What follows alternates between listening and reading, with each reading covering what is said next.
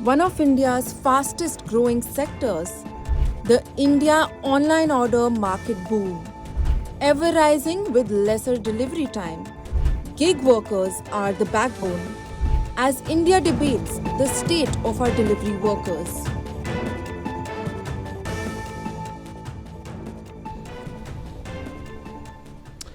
Hello and welcome. You're watching NewsX Explained, news segment on budget with me, Vineet Malhotra. And today we start with a very simple question. When was the last time you did not order something online? Food, groceries, medicines, a charger at midnight, or the shirt that looked great on Instagram but very different in real life? Well, welcome to India's online ordering economy. An economy that does not sleep, does not queue up, and has redefined convenience for a generation of Indians. And as the Parliament prepares for the budget session, this is one sector New Delhi can no longer afford to ignore. Because it is not just about convenience, it is about consumption, employment, data, and increasingly about India's growth engine. Let's first talk about numbers. India is one of the world's largest and fastest growing digital nations, with the internet subscription passing 1 billion by mid-2025. Driven by affordable data and rapid rural expansion, over 90% of users access the internet daily. When it comes to smartphone usage, India has the second largest user base globally, behind only China, with estimates of around 650 to 690 million users as of early 2025. This year, smartphone users are projected to reach 1 billion. Online shoppers, well, around 280 million in 24-25, and that number is growing fast. Projections say it may reach 300 million by 2030 and up to 700 million by 2035. The surge is largely driven by Tier 2 and Tier 3 cities, with 125 million new shoppers added in the last 3 years alone. India's e-commerce and online ordering market, including food delivery, groceries, quick commerce, medicines and services, was valued at 125 billion in 2024. The number is expected to rise to 345 billion in 2030. This is not just a niche market anymore. It is a parallel economy. Earlier, online ordering meant discount shopping. Online shopping in India began quietly. Players like Rediff Shopping, Bazi.com, later acquired by eBay, and India Time Shopping, tested the waters. Internet penetration was low and payments were risky. The biggest barrier? Consumers and their trust. Then 2007 rolled around and everything changed. It cracked the trust problem with a simple solution: cash on delivery. It focused first on books and then electronics, and around the same time, Snapdeal pivoted to e-commerce and Amazon started eyeing India seriously. After that, smartphones and the 4G revolution simply supercharged growth. 2011 onwards, affordable smartphones flooded the market, and Jio 4G's launch in 2016 slashed data costs. New verticals exploded. Myntra targeted fashion, Swiggy and Zomato revolutionized food delivery. Even travel moved online with spaces like Make My Trip. The biggest push came with the UPI and digital payments boom. In 2016, demonetization and UPI changed consumer behavior forever. Payments became instant, free and trusted, with reduced dependency on cash on delivery options. It also worked to boost small sellers and D2C brands. India had already become one of the world's most competitive e-commerce markets. Amazon was investing billions to localize operations. Walmart acquired Flipkart in 2018.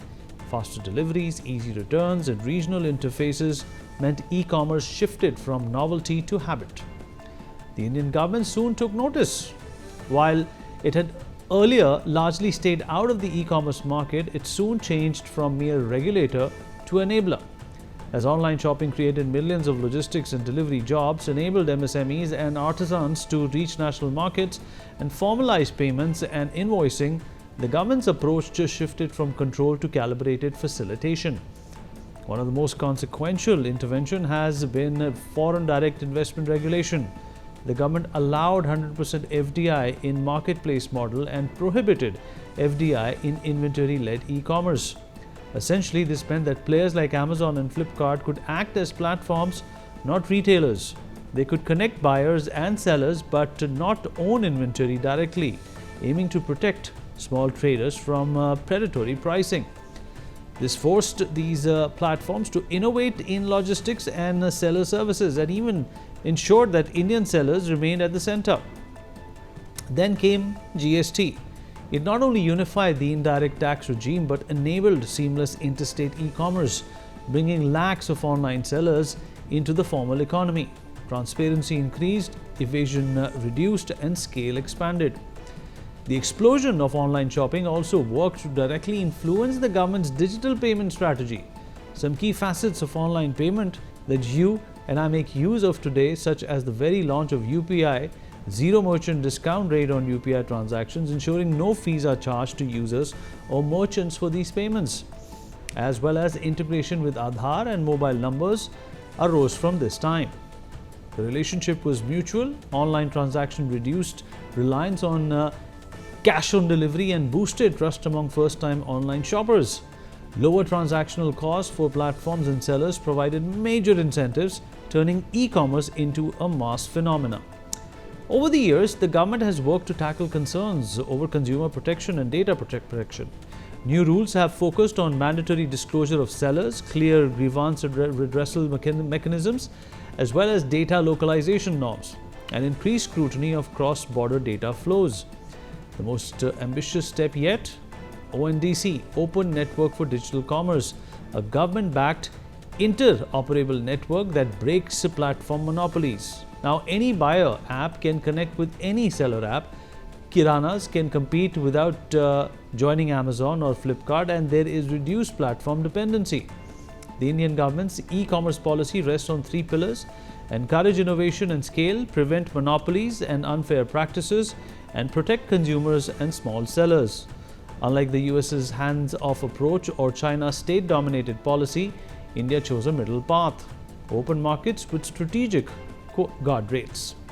Today, the Indian government has linked e-commerce to Startup India, enabled MSMEs to sell via government e-marketplace and private platforms, and promoted D2C brands through policy nudges. E-commerce has thus become a job creator, not a job killer. This brings us to the present scenario. Milk in 8 minutes, chips in 10, and ice cream before it melts. Blinkit, Zepto, Swiggy, Instamart, they're not just delivering groceries, they are delivering instant gratification. Quick commerce orders have more than tripled in the last 2 years. The average basket size is rising and repeat customers are increasing. The model is creating dark stores that is specialized close to the public centers, local jobs, micro supply chains, as well as regulatory questions. And yes, it is changing how India shops daily, not occasionally.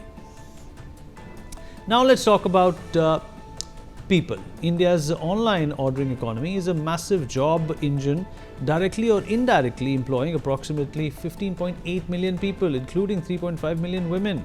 Delivery partners, warehouse staff, customer support, small sellers, cloud kitchens, logistics startups. For many, this is first-time formal employment. But here's the flip side. Gig work without social security, algorithm-driven pay, no clear labor protections, which brings us straight to the next question. From the government's lens, this sector offers three big things: consumption data and real-time demand signals, tax potential with GST, TDS and platform compliance, and finally, employment scale, especially for youth. Digital payments have already transformed collections. UPI transactions crossed rupees 18 lakh crore in a single month recently. Online ordering and UPI come together to make a traceable, taxable, trackable economy. But some questions still remain. Two major expectations today are, firstly, gig worker protection. They power this economy, with the Indian government stepping in to ask e-commerce companies to stop 10-minute deliveries following strikes by some 20,000 workers. Concerns remain over wages, health insurance and accident cover. We have seen how millions of households are now used to the convenience of quick doorstep deliveries booked through digital apps, with platforms such as Zomato, Swiggy, Blinkit and Instamart becoming integral to urban e-commerce. While the striking workers who form the backbone of these apps are bargaining for better, safer working conditions, platforms argue that over-regulation will kill an industry that is possibly the fastest growing segment of the Indian labour market. Secondly, over 1 crore small sellers now depend on online platforms. Today, they are turning their hopes on credit access digital onboarding support, and logistics subsidies. Finally, consumer data. Who owns it and how much power do big platforms have? So tonight, this isn't really a story about apps or algorithms. It's about habit. It's about an India that no longer plans purchases. It expects immediacy. An India where convenience is no longer a luxury.